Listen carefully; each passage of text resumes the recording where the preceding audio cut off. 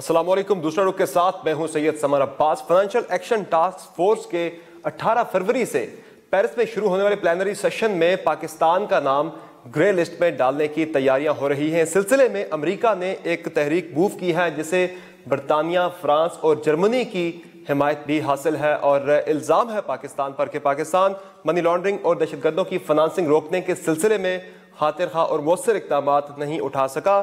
پاکستان کی جانب سے اب کوششیں ہو رہی ہیں ملک کے اندر بھی ملک کے باہر بھی کہ ملک کا نام اس واچ لسٹ پر نہ آئے، اور اس سلسلے میں صدارتی آرڈیننس آ گیا. جماعت الدعویٰ کے خلاف بھی مختلف کارروائیاں ملک میں ہو رہی ہیں. اور دوسری جانب امریکہ میں 17 انٹیلیجنس ایجنسیز کی جانب سے سینٹ کو کانگریس کو خبردار کیا گیا ہے کہ پاکستان امریکہ کے اثر و رسوخ سے سلپ ہو کر چائنیز آربٹ میں جا رہا ہے. اور اس کے علاوہ ہم بات کریں گے آج کے شو میں کہ بھارت کی جانب سے لائن آف کنٹرول اور ورکنگ باؤنڈری پر سیز فائر معاہدے کی مسلسل خلاف ورزیوں میں اضافے کے ساتھ ساتھ اب بھارت کی جانب سے دھمکیوں کا سلسلہ بھی تیز ہو گیا ہے. تو اب یہ صورتحال کس جانب جا رہی ہے، بھارت کا جنگی جنون جو ہے یہ حالات کو کس جانب لے کر جا رہا ہے، اس ساری صورتحال پر بھی بات ہوگی. اور ملک میں سیاسی صورتحال پر بھی گفتگو کے لیے ہمارے ساتھ موجود ہیں وزیر دفاع خرم دستگیر صاحب. بہت شکریہ سر ہمیں شو میں وقت دینے کے لیے. سر بالکل آخر میں جا کے ہم سیاسی گفتگو کریں گے، لیکن مینلی ہم کوشش کریں گے کہ امریکہ، بھارت اور جو پلینری سیشن ہونے جا رہا ہے FATF کا، اس سے متعلق بات چیت کی جائے. تو بیسیکلی خرم دستگیر صاحب، یہ جو پلینری سیشن 18 سے شروع ہو رہا ہے پیرس میں FATF کا، امریکہ نے ٹیرر فنانسنگ اور منی لانڈرنگ سے متعلق مؤثر اقدامات نہ اٹھانے پر پاکستان کے خلاف ایک تحریک موو کی ہے جسے برطانیہ، فرانس اور جرمنی کی حمایت بھی حاصل ہے. تو بیسیکلی ہم اپنے اقدامات سے یا عمل سے دنیا کو مطمئن کیوں نہیں کر سکے؟ کیوں ہمارے اوپر یہ الزامات بار بار آتے ہیں؟ ہمیں یہ واضح، قوم کو یہ واضح ہونا چاہیے کہ یہ جو حالیہ تحریک آ رہی ہے فائنینشیل ایکشن ٹاسک فورس میں، اس کا تعلق پاکستان کے اقدامات سے کہیں زیادہ جو صدر ٹرمپ نے اگست 2017 میں اپنی نئی جنوبی ایشیا کی جو پالیسی دی تھی اس سے اس کا تعلق ہے، اور یہ پاکستان کو پر دباؤ ڈالنے کی ایک کوشش ہے. کیونکہ اب شاید لوگوں کے ذہن سے یہ نکل گیا ہے کہ پاکستان 2012 میں بھی اس واچ لسٹ پر چلا گیا تھا. بالکل. اور 3 سال رہا، 12 سے 15 تک. اور جب ہماری حکومت آئی 2013 میں تو ہمیں پاکستان جو ہے واچ لسٹ کے اوپر آلریڈی موجود تھا جب ہمیں ذمہ داریاں ہمیں ہوئی، اور ہم نے 2 سال کی محنت سے بہت سارے اقدامات کر کے 2015 میں اپنے آپ کو اس واچ لسٹ سے نکلوایا. اور جو فائنینشیل ایکشن ٹاسک فورس ہے یہ ایک مختلف ممالک کی طرف سے ایک باڈی ہے جس کا اقوام متحدہ سے کوئی تعلق نہیں ہے. ان ممالک نے مل کر یہ فیصلہ کیا، اور ان کے جو اقدامات ہیں بین الاقوامی قانون کے تحت ان کی کوئی حیثیت نہیں ہے، یعنی وہ بائنڈنگ نہیں ہے کسی ملک کے اوپر. وہ ایک اس کے جو حصہ بنتے ہیں ممالک، ان کی ایک مستقل جسے کہتے ہیں میوچول ایویلیویشن ہوتی ہے. ابھی دیکھیں یہ جو لفظ ہے نا میوچول ایویلیویشن، اس کا مطلب یہ ہے کہ باہمی ایک اتفاق سے اور باہمی رضامندی سے یہ ایویلیویشنز ہوتی ہیں. پاکستان اگرچہ مین FATF کا حصہ نہیں ہے، لیکن اس کی ایک ایشیا پیسیفک گروپ ہے منی لانڈرنگ میں، اس کا حصہ ہے جس میں ہم شرکت بھی کرتے ہیں. تو یہ ایک 3 سال کا پروسیس رفلی ہوتا ہے. ہمیں اس پر حیرانی یہ ہے کہ پاکستان میں 2015 کے بعد سے دہشت گردی کے خلاف جو اقدامات ہیں ان میں تو تیزی اور بہتری آئی ہے بجائے یہ خرابی ہو. یا تو وہ یہ کہیں نا کہ جی پاکستان کے اندر دہشت گردی کے کنٹرول کے اوپر حالات کوئی کمزور ہوئے ہیں. یہاں تو ہم دیکھ رہے ہیں کہ 2014 میں جب ہم نے شروع کیا، اور خاص طور پہ دسمبر 2014 میں آرمی پبلک اسکول کے اوپر جو حملہ ہوا، تو 2015 تو وہ سال تھا جب ہم نے سب سے زیادہ سختی سے دہشت گردی کے خلاف ایکشنز کیے. لیکن الزام یہ تھا نا خرم صاحب کہ ہم بیسیکلی ڈسکرمنیٹ کر رہے ہیں، اس میں کچھ دہشت گردوں کے خلاف کارروائی کرتے ہیں، کچھ کے خلاف نہیں کرتے. اور انڈیا کا بھی یہی آتا تھا کہ جماعت الدعویٰ اور لشکر طیبہ سے متعلق انڈیا کا نیریٹو تھا، یہ وہی ہم نے وہاں انڈیا کا نیریٹو ہم نے سنا ہے. دیکھیں 2015 میں جب ہم باہر آئے تب الزامات کیا تھے کہ جی آپ نارتھ وزیرستان میں کیوں نہیں ایکشن کرتے. ٹھیک ہے جی، اس وقت یہ تھا کہ جی نارتھ وزیرستان ان کا گڑھ ہے، آپ اس پر. ہم نے نارتھ وزیرستان بھی کلیئر کر دیا ہے اس ضرب عضب کے نتیجے میں. مقصد صرف یہ ہے کہ یہ ایشوز دنیا کی طرف سے کنسرنز اٹھتے ہیں، ان کا ہم جواب بھی دیتے ہیں، ان پر ایکشن بھی لیتے ہیں، لیکن یہ ایک پاکستان کو پر دباؤ ڈالنے کی کوشش ہے ایک غیر عسکری طریقے سے پاکستان کے اوپر. اور ہم دباؤ میں آ گئے ہیں، جس طرح سے ہم نے صدارتی آرڈیننس جاری کر دیا، نہیں ہماری صاحب نے فریز کر دیا ہماری کوشش کے، اور اس کے علاوہ ہم نے ان کے دفاتر وغیرہ سرکاری تحویل میں لینے شروع کر دیے. یہ اقدامات ہم آخری وقت پہ آگے کیوں لیتے ہیں؟ جی وہ دیکھیے نا جی، یہ ایک بڑا ہائیلی یہ جو ریزولوشن آیا امریکہ کی طرف سے، یہ اس سال کے آغاز میں آیا ہے، یہ جنوری میں آیا ہے.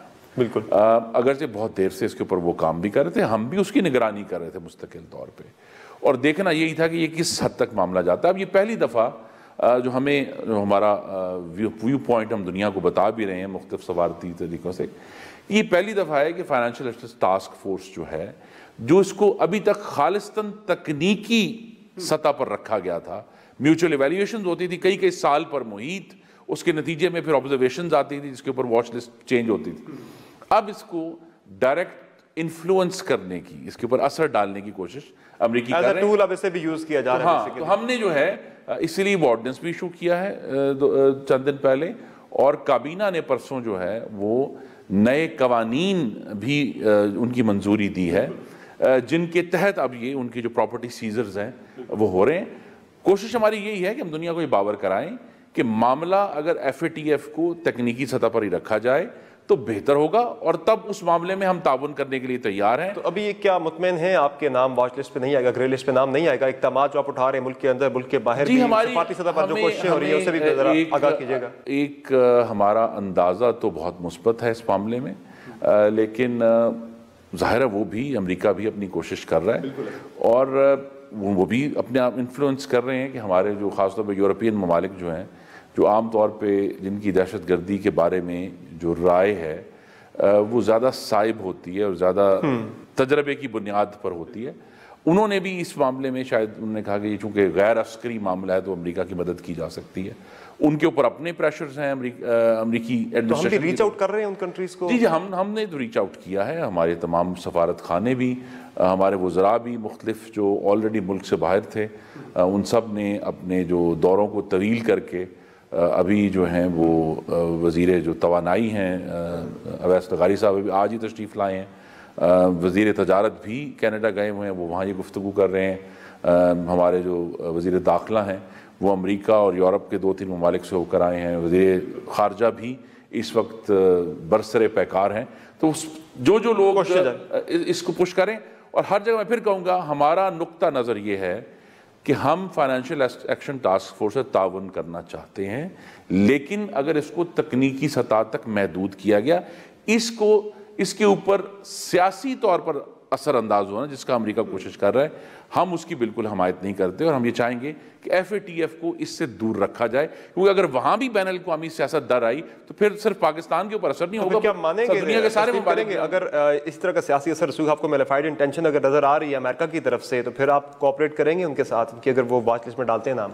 جی ہم ذکر کیا کہ یہ میوچل انڈرسٹینڈنگ سے ہی ہوگا. ہاں، کیونکہ ایز اے سیڈ یہ میوچل انڈرسٹینڈنگ سے ہونا ہے، اور ہونا بھی میوچل انڈرسٹینڈنگ سے چاہیے.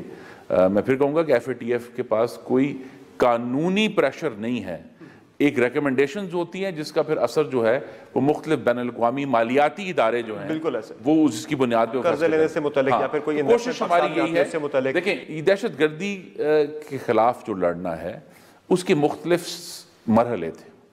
ایک مرحلہ تھا ضرب عضب کا، جس میں ایک واضح طور پر عسکری کائنیٹک آپریشنز تھے. اس کے بعد رد الفساد جاری ہے جو کہ انٹیلیجنس بیسڈ آپریشن ہیں، پورے ملک میں آج بھی جاری ہیں. ٹھیک ہے، اور اب جو ہے آپ کو معلوم ہے کہ اس کی جو نیکسٹ فیز ہے جس پہ آلریڈی ہم نے کام شروع کر دیا ہے، جو پیغام پاکستان کا فتویٰ جاری ہوا ہے، وہ نیکسٹ فیز ہے جو پاکستان میں اب ہیٹ سپیچ کی اور اینٹی اسٹیٹ لٹریچر تقسیم کرنے کی جو پروسیکیوشن کے بعد انتہا پسندی کے خاتمے کے لیے وہ ایک تو میرا جو پوائنٹ ہے وہ یہی ہے کہ 2015 کے بعد سے تو پاکستان میں دہشت گردی کے خلاف جو ہم نے ٹھوس اقدامات کیے ان میں تو بہتری آئی ہے، خرابی نہیں آئی. اس لیے ایف اے ٹی ایف کا یہ جو ریزولوشن ہے یہ اس کی کوئی واضح اور درست بنیاد نہیں ہے، صرف ایک سیاسی پریشر ہے. پاکستان پر ڈالا جا رہا ہے. سر جماعت الدعوہ اور فلاح انسانیت فاؤنڈیشن کے اکاؤنٹس تو منجمد ہو گئے, ان کے رفائی ادارے بھی سرکاری تحویل میں لینے شروع کر دیے ہیں, لیکن جو سربراہ ہیں حافظ سعید صاحب, ان سے متعلق کیا پالیسی ہے؟ ان کو بھی کیا نظربند یا سرکاری تحویل میں لیا جائے گا؟ کیا حفاظتی تحویل میں کیا پالیسی کیا ابھی کیا؟ ہمیں یہ یاد رکھنا چاہیے کہ دیکھیں, ان لائک پرویز مشرف کے دور میں جو بھی کارروائی ہو رہی ہے, چونکہ ایک منتخب حکومت پاکستان میں موجود ہے, قوانین کے تحت ہو رہی ہے. اگر ان کی پراپرٹی سیز کی گئی ہے تو پہلے کابینہ نے ان قوانین کی منظور, ان رولز کی منظوری دی ہے تو تبھی پراپرٹی سیز ہو رہی ہے. ٹھیک ہے, تو کوشش یہی ہے کہ قانون کے دائرے میں رہ کر ہے نا. تو اگر حافظ سعید صاحب کا بھی معاملہ, وہ بھی قانون کے دائرے میں رہ کر ہوگا. ان کو عدالت نے چونکہ رہا کیا ہے, تو جب تک ایک سیریس کیس, صرف یہ تو نہیں ہو سکتا نا کہ ہمیں کوئی آ کے کہے. پرویز مشرف صاحب نے, آپ کو معلوم ہے کہ خدا جانے کتنے سینکڑوں پاکستانی تھے جو بغیر کسی پروسیس کے امریکہ کے حوالے کر دیے تھے. تو امریکہ کو شاید وہ خراب باتیں بھی پڑی ہوئی ہیں پاکستان کی طرف سے کہ یہاں کوئی سوال نہیں ہوتا, یہاں کوئی قانون نہیں ہے, ہم نے کہا بندے دے دیں, انہوں نے بندے دے دیے بغیر کے.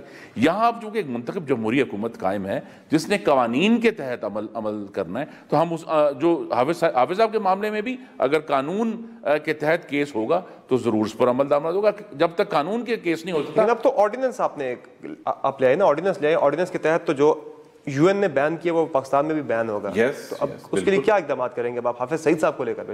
جی دیکھیے, میں اسپیسیفک کی بات نہیں کروں گا. جہاں جہاں بھی ہمیں, اس طرح میں نے کہا, ایک لیگل کیس ایویڈنس کے ساتھ بلڈ اپ ہو سکتا ہے, ہمیں عدالتوں کے سامنے جانا ہے یہ سارے کیسز لے کے. یعنی حافظ صاحب کا معاملہ آپ عدالتوں پہ چھوڑ رہے ہیں؟ جی ڈائریکٹلی آپ کو کارروائی کریں. یہ کہہ دینا کہ جی آپ جو ہے جسٹ بیکاز کہ کوئی بیرونی ملک آپ کو یہ کہہ رہا ہے کہ آپ اپنے ایک شہری کو پکڑ لیں, اس طرح نہیں ہوگا. قانون کی عملداری قائم کرنی ہے. ٹھیک ہے ناظرین, یہاں ایک بریک لیتے ہیں, بریک کے بعد ہماری گفتگو جاری رہے گی, ساتھ رہے گا.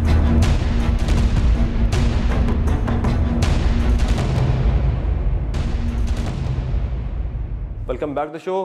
خرم دستگیر صاحب, نومبر 2017 میں امریکہ نے الگ کر دیا تھا لشکر طیبہ کے معاملے کو اور حقانی نیٹ ورک کے خلاف کارروائی کو, تو اب اچانک پھر امریکہ کو کیا خیال آ گیا دوبارہ سے لشکر طیبہ اور جماعت الدعوہ کے خلاف کارروائی سے متعلق انہوں نے جو ابھی یہ موو کیا؟ یہ تو کیا سرائی ہو سکتی ہے, لیکن اس کی اگر کوئی ایویڈنس ہے تو دسمبر میں ہی امریکہ نے اپنی قومی سلامتی کی پالیسی کی ڈاکیومنٹ ریلیز کیا ہے. آپ کے توسط سے میں ناظرین سے استدعا کروں گا کہ صفحہ 50 پڑھیں اس کا, جس میں اب کوئی لگی لپٹی نہیں رہی. امریکہ نے کھل کر کہا ہے کہ ہندوستان ان کا حمایت اسٹریٹجک پارٹنر ہے, تزویراتی ان کا پارٹنر ہے وہ, اور وہ جو ہے وہ اس کو پوری طرح سپورٹ کریں گے. تو اس معاملے میں بھی یہ ہمیں تو یہ خدشہ ہے, اگرچہ ہمیں بتایا گیا ہے کہ جو امریکہ کا سفارت خانہ اسلام اس نے بڑی سختی سے اس کی جو ہے تردید کی ہے, لیکن بڑا واضح ہے کہ جب انہوں نے کھل کر لکھ دیا ہے کہ ان کا اسٹریٹجک پارٹنر ہے, یہاں تک کہ امریکہ نے جو ہے وہ ہندوستان کو وہ یہ ان کے پر بھی ایک پریشر ڈال رہے ہیں کہ ہندوستان جو ہے نا وہ پیسیفک ریجن کی طرف دیکھے as a container to China, کہ چائنا کو وہ روکنا چاہتے ہیں, کنٹینمنٹ کی جو پالیسی ہے. تو وہ ان کی امریکہ کی جو پریفرنس ہے وہ بڑی کلیئر, ان کی ترجیحات بڑی درست ہے. تو ہمیں اس میں کوئی زیادہ پریشان نہیں ہونا چاہیے کہ جو پاکستان کے دشمن ہیں وہ مختلف ہیلوں سے, اب تو وہ کھل کر سامنے آ گئے ہیں, کوئی نقاب نہیں رہا نا کسی کے معاملے میں.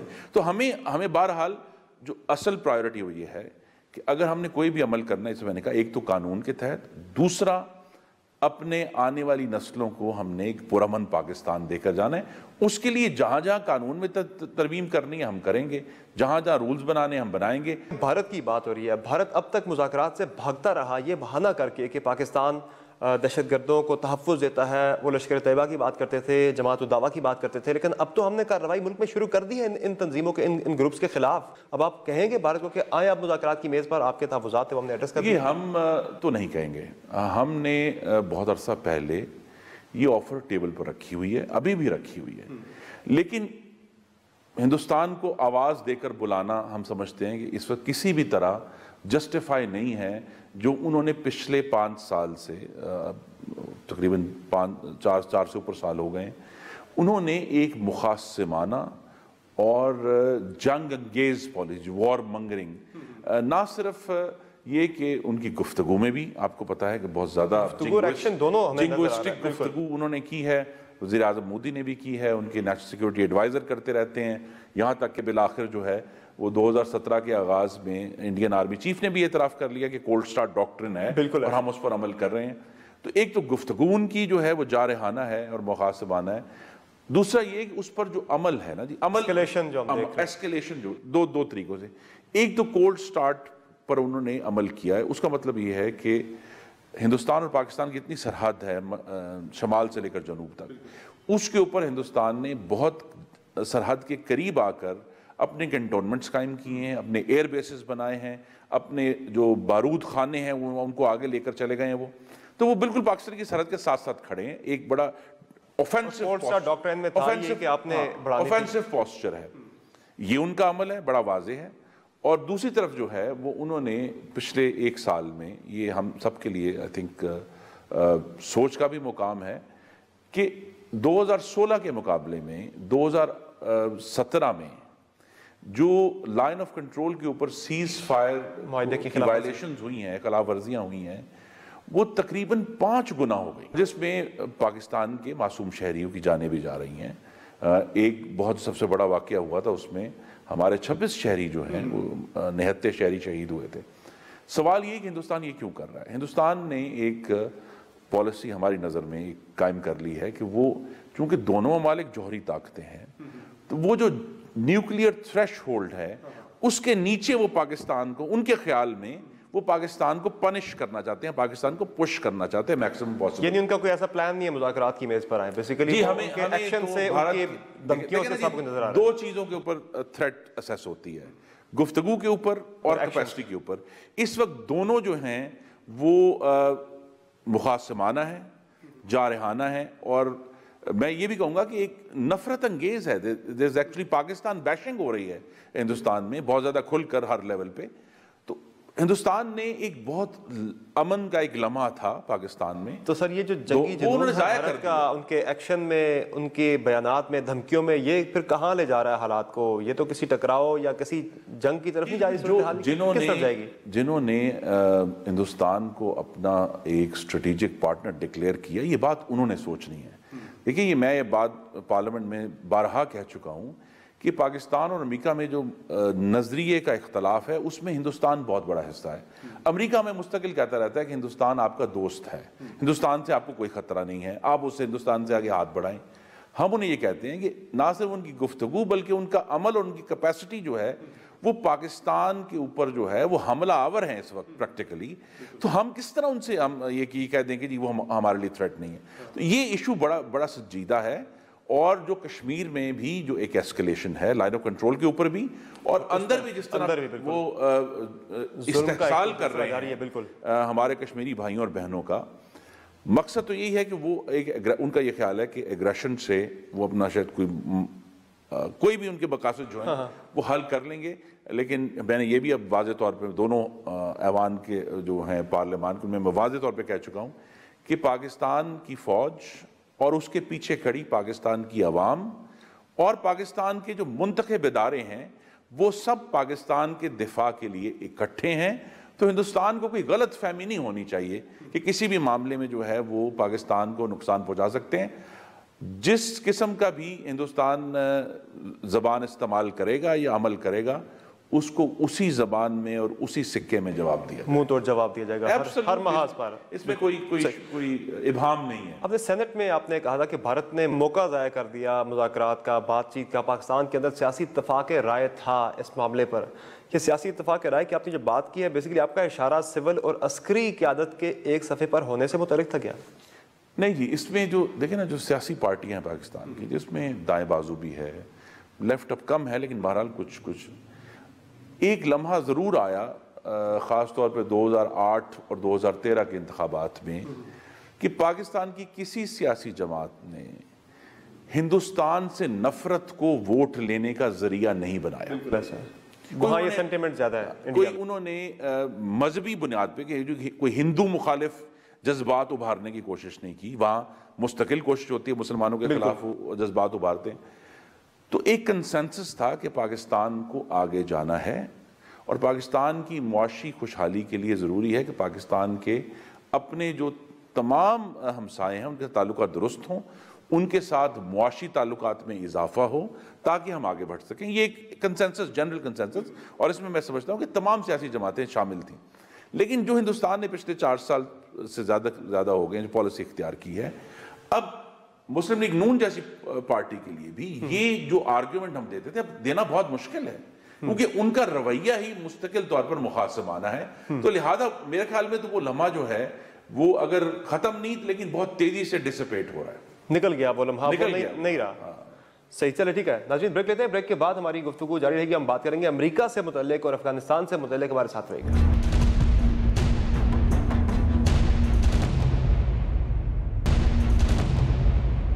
ویلکم بیک دا شو. خرم دستگیر صاحب، 17 امریکی خفیہ ایجنسیوں نے امریکی کانگریس کو خبردار کیا ہے کہ پاکستان امریکہ کے اثر و رسوخ سے باہر نکل رہا ہے اور چائنیز آربٹ میں 2019 میں جا سکتا ہے. تو کیا واقعی میں اب ہم امریکہ کو گڈ بائی کہہ کے چائنا اور رشیا کے بلاک میں جا رہے ہیں؟ بیسیکلی بلاک شفٹ ہے یا کیا ہے بیسیکلی؟ یہ زیرو سم گیم نہیں ہے. اگر امریکی ایجنسیوں کا خیال یہ ہے کہ جی اگر ایک کیمپ میں جائے گا دوسرے کے ساتھ نہیں ہوگا. امریکہ کے ساتھ ہمارے 70 سال کے پرانے تعلقات ہیں اور معاشرتی تعلقات بھی ہیں. بہت سارے ہمارے لوگ وہاں انہوں نے تعلیم حاصل کی ہے. ایک ہسٹری ہے دونوں ممالک کے تعلقات کی. تو یہ کہہ دینا کہ جی ایک شفٹ ہو جائے گا اور وہاں سے ادھر سے جو ہے وہ زیرو ہو گیا اور ادھر سے 1 ہو جائے گا، یہ درست نہیں ہے. لیکن امریکہ کو بھی اس بات کو اسیس کرنا ہوگا. اور یہ بات مجھ سے بہت سارے امریکی صحافیوں آ کے پوچھتے ہیں ہم سے کہ جی چائنا کے ساتھ آپ کے جو تعلقات بڑھے ہیں ان اضافہ کیا ہے، اور اس کی بڑی واضح وجہ ہے. اور وہ یہ ہے کہ جب 2013 اور 14 میں یہ ملک خون اور اندھیرے میں ڈوبا ہوا تھا، یعنی دہشت گردی اور لوڈ شیڈنگ، اس وقت تو امریکہ اپنے شہریوں کو یہاں آنے کی اجازت دینے کے لیے تیار نہیں تھا. تو پاکستان کو اگر ہم نے اس سابق پرائم منسٹر نواز شریف نے اگر اس خون اور اندھیرے سے نکالا ہے اور آج اگر پاکستان روشن ہو رہا ہے، پرامن ہو رہا ہے، تو اس کی وجہ یہ ہے کہ اس ٹائم پر میں 2013-14 کی ہمیں مدد کرنے کے لیے چائنا کہ چائنا نے وہ قدم اٹھایا. انہوں نے کہا کہ ہم اب قدم 2 طریقوں سے ہوا نا جی. ایک تو یہ تھا کہ گورنمنٹ ٹو گورنمنٹ، جیسے گوادر کے معاملے میں گورنمنٹ ٹو گورنمنٹ سپورٹ ہے، لیکن دوسری طرف چائنا کی حکومت نے اپنی کمپنیوں کو بھی باقاعدہ طور پر ترغیب دی کہ وہ پاکستان میں انویسٹ کریں. اب یہ کام جو ہے امریکہ اس وقت کرنے کے لیے تیار نہیں تھا. اگر وہ بھی آ جاتے، ان پاکستان کے ساتھ ان کے تعلقات بہت اچھے تھے، اچھے رہے بھی ہیں، اگر وہ بھی اس موقع پہ جب پاکستان جو ہے پروبلی ایک اپنے تاریخ ترین دور سے گزر رہا تھا، اگر وہ بھی سٹیپ ان کرتے، تو اب ہم اپنے امریکی جو ہمارے دوست ہیں کو یہ بتاتے ہیں کہ China has the first mover advantage. وہ پہلے آ گئے وہاں. یعنی جو امریکی خفیہ ایجنسیوں 17 خفیہ ایجنسیوں نے جو رپورٹ دی ہے، خبردار کیا، ان کا پھر شبہ اور جو ان کا ایک جو پریشانی وہ درست ہے کہ ہم جا رہے ہیں اس طرف زیادہ، ہم شفٹ ہو رہے ہیں. ان کو پاکستان سے زیادہ ایک بین الاقوامی جو جیو پولیٹیکل جگ سو پزل ٹوٹ کے دوبارہ بن رہا ہے نا، اس کی طرف دیکھنا ہے. کہ یہاں ہم یہ دیکھ رہے ہیں کہ جو اس میں جو کلیدی کردار ہے وہ چین کا جو اوپر آنا ہے بطور ایک عالمی طاقت کے، اس کی وجہ سے جو دنیا کی ایک یونی پولیرٹی ہو گئی تھی، اب وہ دوبارہ سے معاملہ ری بیلنس ہو رہا ہے. اس ری بیلنسنگ میں ضروری نہیں ہے کہ جی آپ ایک کیمپ میں ہوں یا دوسرے کیمپ میں، لیکن ہم یہ دیکھ رہے ہیں کہ ایک ری اسیسمنٹ ضرور ہو رہی ہے. ہم نے دیکھا امریکہ نے کھل کر کہہ دیا کہ ہندوستان ہمارا حمایتی ہے اور وہ چائنا کے اگینسٹ اس کو اپنے، اسی طرح جاپان اور آسٹریلیا بھی، ان کے بھی، آسیان کے بھی تحفظات ہیں چائنا کے بارے میں. دوسری طرف جو ہے آپ نے دیکھا ہے کہ سیریا میں امریکہ اور رشیا ایک دوسرے کے سامنے آئے، رشیا اور ٹرکی ساتھ ہوئے.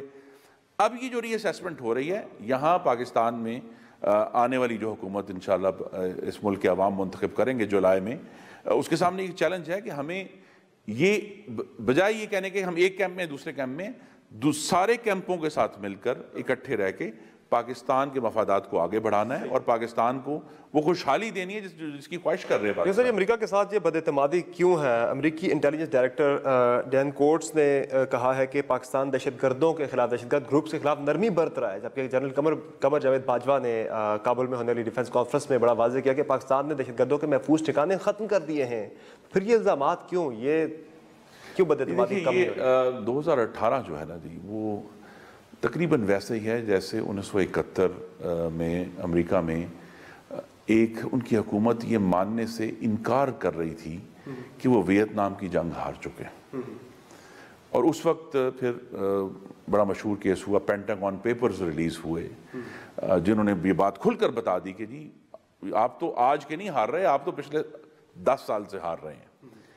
یہی بات اس جنگ کا جو 17واں سال جا رہا ہے، 16 سال ہو گئے ہیں، 17واں سال شروع ہے، 17 سال کے بعد امریکی جو زعماء ہیں، حکومتیں ہیں، اسٹیبلشمنٹ ہے، وہ یہ ماننے سے انکاری ہیں کہ وہ افغانستان کی جنگ ہار چکے ہیں۔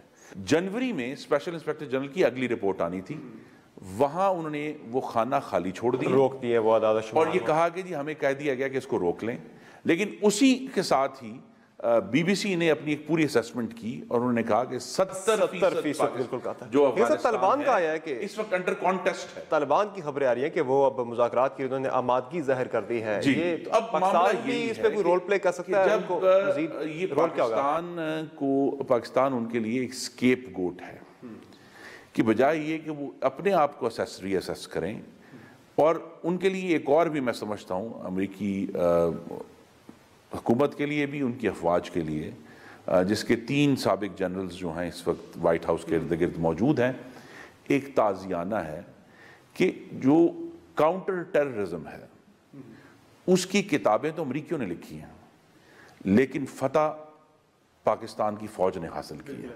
ان کے لیے یہ ایکسیپٹ کرنا کہ they may have the manuals but we have the victory، صحیح، یہ جو ایک ڈینائل ہے، سائیکولوجیکل ڈینائل ہے، ناڈیا شیڈلو نے کھل کر لکھا ہے امریکن ڈینائل سنڈروم ہے، اور یہی وجہ ہے کہ وہ بار بار پاکستان کا نام لیتے ہیں، اور ہم ان کو یہ کہتے ہیں کہ آپ عذرائے کرم، یہ کوئٹہ شورا والی کہانی بڑی پرانی ہو گئی ہے، آپ ہلمند شورا کی فکر کریں جو آپ کے کنٹرول میں، اور وہاں کنٹرول کریں، ہمیں بلیم نہ کریں۔ دوسری طرف یہ نہیں ہو سکتا، ہمیں اپنے عمل سے ظاہر کریں، دیکھیں جی یہ نہیں ہو سکتا کہ بیک وقت آپ پاکستان کے اوپر یہ الزام لگائیں کہ پاکستان سے دراندازی ہوتی ہے، اور دوسری طرف یہ کہیں کہ آپ جو بارڈ لگا رہے ہیں بارڈر مینجمنٹ نہ کریں۔ ہاں بالکل، ہم تو بارڈ لگائیں گے، کیونکہ میں پھر کہوں گا پاکستان کی مٹی کی حفاظت اس منتخب حکومت نے، جمہوری حکومت نے افواج کے ساتھ مل کر کرنی ہے، اس میں کوئی دوسری بات نہیں ہے۔ اور ہماری یہ بھی خواہش ہے کہ ہمارا جو ہمسایہ ملک ہے افغانستان، وہ ایک مستحکم جمہوری ملک کے طور پہ، جمہوری ہمسایہ کے طور پہ ہمارے ساتھ موجود ہو تاکہ ہم سے تجارت کر سکیں، بہتری لا سکیں۔ بالکل صحیح، لیکن یہ نہیں ہو سکتا کہ یہ الزام بھی دیں اور پھر جب ہم بارڈ لگائیں تو کہیں جی ہم تو آپ کی مدد نہیں کریں گے۔ بالکل ایسا دونوں چیزیں ساتھ ساتھ نہیں چلے گی۔ ناظرین جہاں بریک لیتے ہیں، بریک کے بعد ہم سیاسی صورتحال پر کچھ بات کریں گے، کیونکہ خرم دستگیر صاحب کا کہنا تھا کہ زیادہ ڈیفینس میٹرز پہ بات کریں، سیاسی گفتگو بھی بڑی لازمی ہے، اس پر بات ہوگی۔ چھوٹے سے بریک کے بعد ہمارے ساتھ رہے گا۔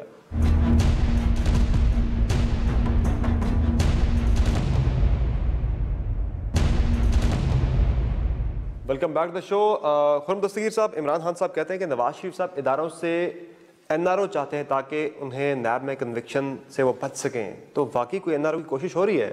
چونکہ اب تو ای سی ایل میں نام ڈالنے کی سفارش کر دی ہے نیب نے۔ نہیں، بالکل بھی نہیں ہے۔ اور دیکھیے، ہم نے پاکستان کے عوام کے پاس جانا ہے چند ماہ بعد، اور 4 چیزیں لے کر ہم جائیں گے۔ ایک تو کہ اس منتخب حکومت نے پاکستان کو اس خون اور اندھیرے میں جو ڈوبا ہوا تھا اس کو نکالا ہے، ملک میں بجلی آ گئی ہے، توانائی پہلے سے بہت زیادہ اویلیبلٹی ہے، اللہ تعالیٰ کے کرم سے امن آ گیا ہے، کراچی میں امن آ گیا ہے، بلوچستان میں امن آ گیا ہے۔ تیسری چیز چائنا پاکستان اکنامک کوریڈور، اور چوتھی چیز جو ہے آئی تھنک جو اب اس سٹیج پر آ کر 70 سال کے بعد ہمیں لے کر آنی ہے کہ پاکستان میں جو منتخب ادارے ہیں، پارلیمان ہے یا منتخب جو عہدے ہیں، ان منتخب اداروں کا بھی احترام اتنا ہی لازم ہے، پاکستان کے عوام کے ووٹ کا احترام بھی اتنا ہی لازم ہے جس طرح دوسرے اداروں کا احترام جو آئین کے اندر لکھے ہوئے ہیں۔ تو آئین کی سربلندی جو ہے اس بنیاد پر ہم نے آگے جانا ہے، اور اگر حمایت حاصل کرنی ہے تو وہ 2 جگہوں سے لینی ہے، اللہ تعالیٰ سے اور پاکستان کے عوام سے۔ دوسرے سر، ای سی ایل میں نام ڈالنے سے متعلق جو نیب نے سفارش کی ہے وزارت داخلہ کو، چونکہ حکومت آپ کی اپنی پارٹی کی ہے، تو کیا پالیسی ہے آپ کی گورنمنٹ کی، آپ کی پارٹی کی؟ جی، ہماری پالیسی تو قانون کے مطابق عمل ہوگا نا۔ دیکھیں، وزیر اعظم، اگر سابق وزیر اعظم جو تھے وہ اس دوران بھی 12 ملک سے باہر گئے ہیں، اور ہر دفعہ تمام تر افواہوں کے، اور آپ کے جو ساتھی اینکر ہیں انہوں نے اس کے اوپر 15 شو بھی کیے، لیکن وہ ہر دفعہ عدالت کے سامنے آ کر دوبارہ کھڑے ہیں۔ نیب نے اس وقت روکا نہیں ہے، لیکن اب نیب اس لیے روک رہا ہے کہ چونکہ کیسز کنکلوڈ ہونے کے قریب ہیں تو اس لیے انہیں شبہ ہے کہ شاید نہ ہے۔ دیکھیں جی، یہ تو جو ای سی ایل والا معاملہ ہے، اس سے بڑا معاملہ یہ ہے کہ سابق وزیر اعظم نواز شریف اور ان کا خاندان اس ملک میں رہیں گے، وہ اس ملک سے نہیں جا رہے، اور ECL میں نام ہو یا نہ ہو، وہ اس ملک کے اداروں کے سامنے انہوں نے دیکھیں تمام تر جو گفتگو ہوئی ہے اس میں ایک ڈسٹنکشن کرنا ہے، اور وہ ڈسٹنکشن امتیاز جو کرنا ہے وہ یہ کرنا ہے کہ عدلیہ کے احکامات کی سب سے بڑی جو توقیر ہے نا وہ عمل درآمد ہے، باقی آپ گفتگو مرضی کریں۔ دیکھیں عدلیہ نے کا حکم آیا نااہلی کا، 4 گھنٹے کے اندر وزیر اعظم اپنا دفتر اور گھر چھوڑ کر چلے گئے، ان لائک 1975 میں اندرا گاندھی نے آپ کو پتا ہے ایمرجنسی نافذ کر دی تھی جب ان کو نااہل کیا گیا تھا، تو ہم نے تو سر تسلیم خم کیا۔ اس کے بعد ہر پاکستانی شہری کا حق ہے کہ وہ ان معاملات کے بارے میں اپنی رائے رکھے اور رائے کا اظہار کرے۔ سر وہ رائے جو ہے اس میں وہ براہ راست ہم لوگ پہ آ جاتا ہے کہ یہ بغض سے بھرے بیٹھے ہیں، ساری بارے بہرحال چیزیں تھوڑی اور بھی ہیں، لیکن یہی ہے کہ ایک جمہوری ملک میں اور یعنی یہ جائز ہے جو میاں نواز شریف صاحب جی میں تو یہ کہوں گا کہ کہ دنیا کے اب جو بہت بڑی تعداد ہے جمہوری ممالک کی، وہاں کنٹیمپٹ آف کورٹ کا کوئی قانون موجود نہیں ہے۔ عدلیہ کے حکم عدولی کے اوپر ضرور سزا ملتی ہے لیکن گفتگو پر سزا نہیں ہے۔ پارٹی کے اندر اختلافات کافی واضح ہو رہے ہیں، چودھری نثار علی خان صاحب کو منانے کی کوئی کوشش ہو رہی ہے پارٹی کے اندر جس طرح سے ان کے بیانات ہیں؟ چوہدری صاحب وہ ماشاءاللہ ایک بہت سینئر اور تجربہ کار پارلیمنٹیرین بھی ہیں، سیاستدان بھی ہیں، ان کی اپنی ایک رائے ہے، انہوں نے اس کا رائے کا اظہار کر دیا ہے، لیکن اختلاف میں نہیں سمجھتا کہ وہ ہے، انہوں نے اپنی رائے کا اظہار کیا ہے۔ تو سر اختلاف نظر آ رہا ہے، میاں صاحب نے ٹانٹ کر رہے ہیں، تانا مار رہے ہیں بیٹھے اجلاس کے اندر کہ وہ کون تھا جس نے مجھے کہا تھا کہ جہاز سے جانے کا مشورہ دیا تھا، اور بعد میں سب لوگوں نے کیا لگایا، میاں صاحب نے کہا وہ تو یہاں پہ موجود نہیں، وہ ناراض ہیں، تو وہ تو ان کا اشارہ تو چودھری صاحب نے میں نہیں جانتا ان کا اشارہ رسپونڈ بھی کیا، چودھری صاحب نے رسپونڈ کیا اس پہ باقاعدہ کہ میں نے نہیں دیا، اب وضاحت کرے کس نے دیا تھا مشورہ جہاز پہ جانے کا۔ یہ تو اختلافات شدت اختیار کرتے جا رہے ہیں ہر گزرتے دن کے ساتھ، تو انہیں منانے کی کوئی سیریس ایفرٹ ہوگی کیا؟ ناراض ہیں وہ جو بھی مختلف رائے آ رہی ہیں نا جی، وہ جس طرح دوسرے اختلافات سیاسی اختلافات پارٹیوں کے ہیں، اس کا ریزولوشن بیلٹ باکس پر ہونا ہے۔ جب مسلم لیگ نون کی انشاءاللہ اگلی پارلیمانی پارٹی اکٹھی ہوگی اور اس میں مختلف رائے آئیں گی تو وہ بہتر وقت ہوگا کہ ہر شخص اپنی رائے کا اظہار کرے۔ آپ چودھری صاحب ساتھ ہوں گے اگلی پارلیمانی پارٹی میں؟ جی میں تو سمجھتا ہوں کہ چوہدری صاحب جو ہیں ان کا ایک انٹیگریٹی کے حوالے سے اور لائلٹی کے حوالے سے مسلم لیگ نون میں کبھی بھی ان کی جو ہے نا وہ اس شخص سے بالا تر ہیں، وہ ان کی اپنی رائے کا وہ اظہار کر رہے ہیں۔ اب آپ کہیں گے یہ اختلاف ہے، اختلاف ہوتے ہیں سیاسی جماعتوں میں، اور خاص طور پہ جب اب یہ اختلاف رائے نہیں عمل سے اختلاف ہے۔ بہرحال مستقبل کے وزیر اعظم کا تعین ابھی تک آپ کی پارٹی نے باضابطہ طور پر نہیں کیا، ویسے انفارملی اناؤنس کیا تھا میاں صاحب نے، تو کیا شہباز شریف صاحب ہی آپ کے وزیر اعظم کے امیدوار ہیں یا پھر اس کا فیصلہ بھی ہونا ہے؟ جی غالب تو یہی سوچ ہے کہ شہباز شریف صاحب ہی ہوں گے۔ انہوں نے 12 سال سے زائد عرصہ جو ہے دنیا کے اکثر ممالک سے بڑا صوبہ ہے پنجاب، یہ اکیلا آبادی کے لحاظ سے، ریسورسز کے لحاظ سے، تو انہوں نے اس کو بڑے احسن طریقے سے چلایا ہے، ایک گورننس کی مثال قائم کی ہے، تو وہ بہترین کوالیفائڈ ہیں۔ تو غالب قیاس تو یہی ہے کہ اگر مسلم لیگ نون کو جس طرح ہماری امید ہے کہ پاکستان کے عوام جو ہیں وہ ایک دفعہ پھر ایک اکثریت میں منتخب کر کے بھیجتے ہیں تو جناب شہباز شریف ہی وزیر اعظم ہوں گے۔ لیکن میں پھر کہوں گا کہ یہ معاملہ جو ہے یہ پارلیمنٹری پارٹی کنوین ہونے دیں، ابھی بہت سارا پانی پلوں کے نیچے سے گزرنا ہے۔ یعنی کہ یہ انتخاب کے بعد آپ الیکشن کے بعد فیصلہ کریں گے کون ہوگا وزیر اعظم، سے پہلے نہیں کریں گے؟ یہ تو اسی وقت ہی بہتر ہے، یہ وقت سے پہلے بھی جو ہے نا وہ فیصلے جو ہیں وہ کارگر ثابت نہیں ہوتے۔ بہت شکریہ خرم دستگیر خان صاحب ہمیں شو میں وقت دینے کے لیے۔ ناظرین آپ نے تفصیلی گفتگو سنی وزیر دفاع خرم دستگیر خان صاحب کی دفاعی امور پر بھی، اور پاکستان کی انٹرنل سیکیورٹی سچویشن سے متعلق بھی، اور